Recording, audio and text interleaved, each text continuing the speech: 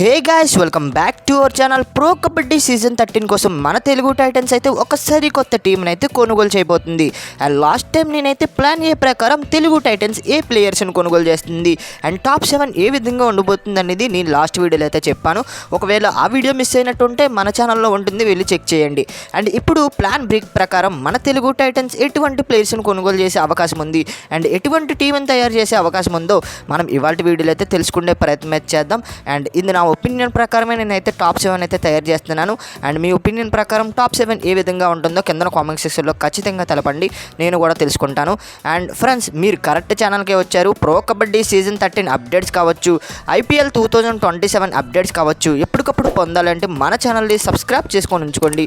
మీరు కనుక మన ఛానల్ని సబ్స్క్రైబ్ చేసినట్టయితే ప్రో కబడ్డీ సీజన్ 13 అప్డేట్స్ కావచ్చు, IPL 2027 అప్డేట్స్ కావచ్చు, ఎప్పటికప్పుడు మన ఛానల్లో వస్తూ ఉంటాయి, మీరు మిస్ అవ్వకుండా చూడొచ్చు అనమాట.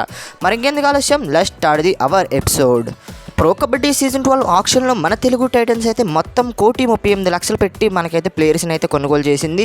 అందులో 11 మంది ప్లేయర్స్ని అయితే కొనుగోలు చేసింది. అండ్ మిగిలిన పర్స ఏంటంటే మనకైతే 3,62,00,000 అయితే ఉంది మన తెలుగు టైటన్స్ దగ్గర ప్రస్తుతం అయితే. అండ్ ఇక్కడ చూసుకున్నట్లయితే మనకి తక్కువ బడ్జెట్తోనే మంచి కోర్ టీంని కొనుగోలు చేసింది లాస్ట్ టైం. భరత్ ఓడా కావచ్చు, శుభం షిండే కావచ్చు, విజయ్ మాలిక్ కావచ్చు, ఆశీస్ నర్వాల్ లాంటి ప్లేయర్స్ని అయితే అండ్ చాలా తక్కువ బడ్జెట్కి కొనుగోలు చేసింది.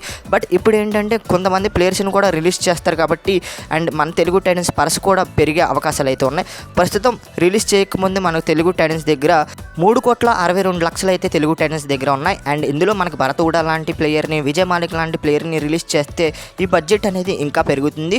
బట్ ఏంటంటే ఈ వీడియోలో వాళ్ళని రిలీజ్ చేయకుండానే మన తెలుగు టైటన్స్ అయితే ఈ బడ్జెట్తోనే ఆప్షన్కి వెళ్తుంది అనుకుందాం, 3,62,00,000 బడ్జెట్తోనే.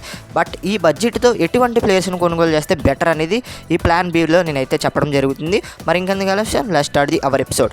ముందుగా చూసుకున్నట్లయితే నితిన్ ధన్కర్ అయితే ఎక్కువగా కనిపిస్తున్నాడు మన తెలుగు టైటన్స్లో టార్గెట్ చేసే ప్లేయర్స్లో. అండ్ నితిన్ ధన్కర్ని ఖచ్చితంగా మన తెలుగు టైటన్స్ అయితే ఒక 90 లక్షలు లేకపోతే ₹1,00,00,000 కొనుగోలు చేసే అవకాశాలు అయితే ఉన్నాయి ప్లాన్ బి ప్రకారం.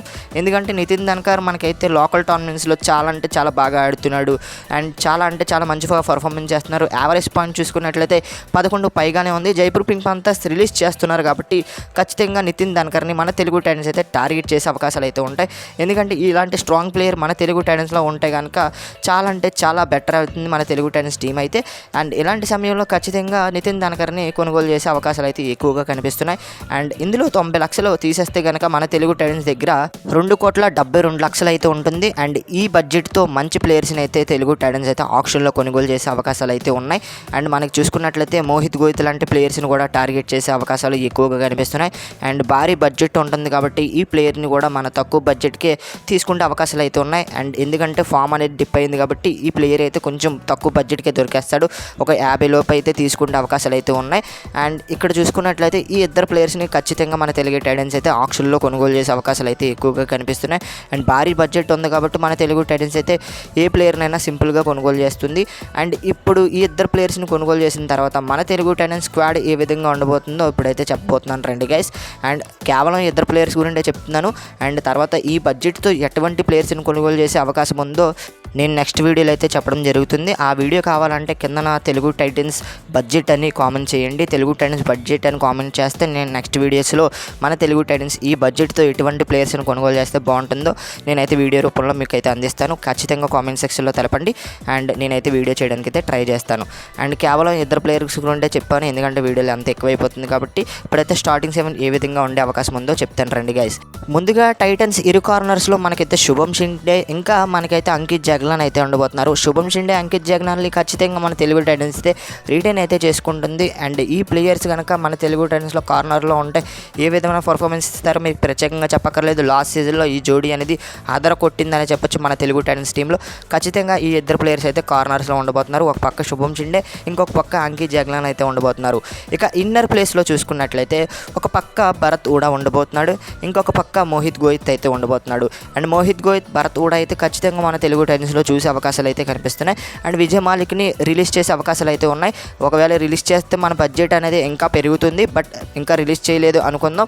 అండ్ రిలీజ్ చేయకపోతే మనకైతే మోహిత్ గోయత్ ప్లేస్లో విజయ్ మాలిక్ ఉండే అవకాశం ఉంది. నా ఒపీనియన్ ప్రకారం చూసుకున్నట్లయితే విజయ్ మాలిక్ ప్లేస్లో మనకైతే మోహిత్ గోయత్ని పెడితే చాలా అంటే చాలా బాగుంటుంది అనేది నా ఒపీనియన్.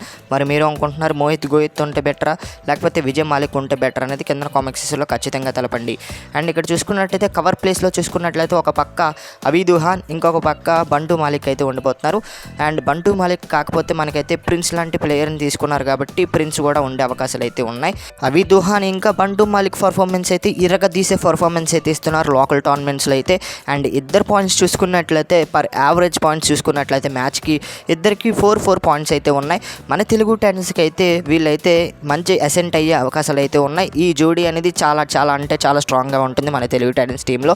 అండ్ ఇంకొక విషయం ఏంటంటే టాప్ 7లో మంచి అసెంట్ అవుతారు, చాలా మంచి జోడీ అవుతారు కాబట్టి ఖచ్చితంగా మన తెలుగు టైటన్స్ టాప్ 7లో అవి దుహాన్ ఇంకా బంటు మాలిక్ ఉండే అవకాశాలు అయితే ఎక్కువగా కనిపిస్తున్నాయి. అండ్ ఇకపోతే మెయిన్ ప్లేయర్ సెంటర్ ప్లేయర్ మనకైతే నితిన్ ధన్కర్ని ఖచ్చితంగా మన తెలుగు టైటన్స్ అయితే ఎక్కువ బడ్జెట్తోనే బై చేస్తుంది. అండ్ బై చేసిన తర్వాత ఈ ప్లేయర్ని అయితే సెంటర్లో పెట్టే అవకాశాలు అయితే ఉన్నాయి. సెంటర్ ప్లేయర్గా మనకైతే నితిన్ ధన్కర్ అయితే కనిపిస్తున్నాడు. నితిన్ ధన్కర్ లోకల్ టోర్నమెంట్స్లో ఇరగదీసే పర్ఫార్మెన్స్ అయితే ఇస్తున్నాడు. అండ్ ఇరగదీసే పర్ఫార్మెన్సే కాదు, అండ్ ఈ ప్లేయర్ అయితే ఆక్షన్లో ఎక్కువ బడ్జెట్కి వెళ్ళే అవకాశం ఉంది. అండ్ మనకి ఎంత బడ్జెట్కి వెళ్ళినా మనం కొనుగోలు చేసే బడ్జెట్ ఉంది కాబట్టి ఈ ప్లేయర్ని ఖచ్చితంగా మన తెలుగు టైటన్స్ టీంలో చూసే అవకాశాలు అయితే ఉన్నాయి. ఎందుకంటే ప్లాన్ బి లిస్ట్లో మనకైతే మెయిన్ ప్లేయర్గా నితిన్ ధన్కర్ అయితే ఉన్నాడు. Nitin Dhankar per average points చూసుకున్నట్లయితే మ్యాచ్కి 10 పాయింట్లు అయితే ఉన్నాయి అండ్ లోకల్ టోర్నమెంట్స్లో. అండ్ తెలుగు టైటన్స్కి అయితే మంచి ఎసెంట్ అయ్యే అవకాశం ఉంది, ఫ్యూచర్కి కూడా బాగా పనికొస్తాడు. ఇప్పుడు మనకి మన తెలుగు టైటన్స్ టాప్ 7 ఏ విధంగా ఉండబోతుందో చూద్దాం రండి గైస్. మనం చూసుకున్నట్లయితే కార్నర్స్లో మనకైతే ఇంకా అంకిత్ జాగ్లాన్ ఇంకా శుభం చిండే అయితే ఉండబోతున్నారు. కార్నర్స్లో చాలా అంటే చాలా సాలిడ్ పర్ఫార్మెన్స్ ఇచ్చే ప్లేయర్స్ అయితే ఉన్నారు, ఎస్టాబ్లిష్ అయ్యే ఉన్నారు కాబట్టి ఖచ్చితంగా ఈ ప్లేయర్స్ అయితే మంచి పర్ఫార్మెన్స్ అయితే ఇస్తారు. ఇక ఇన్నర్ ప్లేస్లో చూసుకున్నట్లయితే ఒక పక్క మోహిత్ గోయత్, ఇంకొక పక్క మనకైతే భరత్ ఉండే అవకాశం అయితే ఉంది. అండ్ భరత్ ఖచ్చితంగా ఉంటాడు. అండ్ ఒక్కొక్క పక్క మోహిత్ గోయత్ ఉండొచ్చు, లేకపోతే విజయ్ మాలిక్ అయితే ఉండొచ్చు. అండ్ ఇద్దరులో ఎవరుంటే బాగుంటుందో కింద కామెంట్ సెక్షన్లో తెలపండి. అండ్ నేనైతే మోహిత్ గోయత్ ఉంటాడనేది నేను నా ఒపీనియన్. అండ్ మోహిత్ గోయత్ లాంటి ప్లేయర్ ఉంటే చాలా మంచి అసెంట్ అయితే అవుతుంది మన తెలుగు టైటన్స్కి అయితే. ఇంకా ఇన్నర్ ప్లేస్ అయిపోయింది కదా. ఇక కవర్ ప్లేస్లో చూసుకున్నట్లయితే ఒక పక్క అవి దుహాన్, ఇంకొక పక్క మోహిత్ గోయత్ లాంటి ప్లేయర్స్ అయితే ఉండబోతున్నారు. అండ్ అవి దుహాన్ మోహిత్ గోయత్ పర్ఫార్మెన్స్ గురించి ప్రత్యేకంగా చెప్పక్కర్లేదు, ఎందుకంటే లోకల్ టోర్నమెంట్స్లో ఇరగదీసే పర్ఫార్మెన్స్ అయితే ఇస్తున్నారు. అండ్ తెలుగు టైటన్స్లో మంచి జోడీ అవుతారు. అండ్ ఇద్దరు ఒక స్టేట్ నుండే వస్తున్నారు, ఒక టీం నుండే వస్తున్నారు కాబట్టి ఇద్దరు కాంబినేషన్ అనేది చాలా బాగా సెట్ అవుతుంది మన తెలుగు టైటన్స్ టీంకి అయితే. అండ్ ఈసారి మన టాప్ 7లో ఇద్దరిని చూసే అవకాశాలు అయితే కనిపిస్తున్నాయి. ఇక ఒక మెయిన్ ప్లేయర్ చూసుకున్నట్లయితే నితిన్ ధన్కర్ మనకి సెంటర్ ప్లేయర్గా ఉండబోతున్నాడు. అండ్ ఈ స్క్వాడ్ చూసుకున్నట్లయితే నితిన్ ధన్కర్తో పాటుగా చాలా స్ట్రాంగ్గా అయితే కనిపిస్తుంది.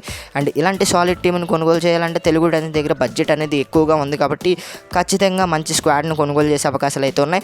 నేను చాలా తక్కువ క్యాలిక్యులేట్ చేసి మన తెలుగు టైటన్స్ దగ్గర ఉన్న మిగులున్న పరిస్థితితో ఈ ప్లేయర్స్ని కొనుగోలు చేయొచ్చని నేనైతే వీడియో అయితే చేశాను. ఇద్దరు ప్లేయర్స్ మీద మాత్రమే వీడియో అయితే చేశాను.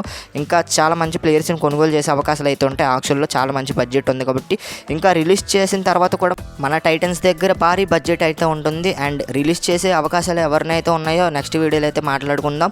అండ్ నెక్స్ట్ వీడియోలో ఎవరిని రిలీజ్ చేస్తుంది అండ్ ఆక్షన్లో ఎవరిని కొనుగోలు చేయబోతుంది అండ్ తెలుగు టైటన్స్ దగ్గర బడ్జెట్ ఎంత ఉంది అనేది నెక్స్ట్ వీడియోలో అయితే మాట్లాడుకునే ప్రయత్నం చేద్దాం. ఆ వీడియో కావాలంటే మీరు తెలుగు టైటన్స్ బడ్జెట్ అనేది కామెంట్ సెక్షన్లో తెలపండి. తెలుగు టైటన్స్ బడ్జెట్ అని కామెంట్ సెక్షన్లో తెలిపితే నేను నెక్స్ట్ వీడియోలో ఖచ్చితంగా తెలుగు టైటన్స్ అయితే ఆక్షన్లో ఎటువంటి ప్లేయర్స్ని కొనుగోలు చేసే అవకాశాలు అయితే ఉన్నాయి, డిఫెండర్స్ని ఎవరిని తీసుకునే అవకాశాలు అయితే ఉన్నాయో నెక్స్ట్ వీడియోలో అయితే మాట్లాడుకునే ప్రయత్నం అయితే చేద్దాం.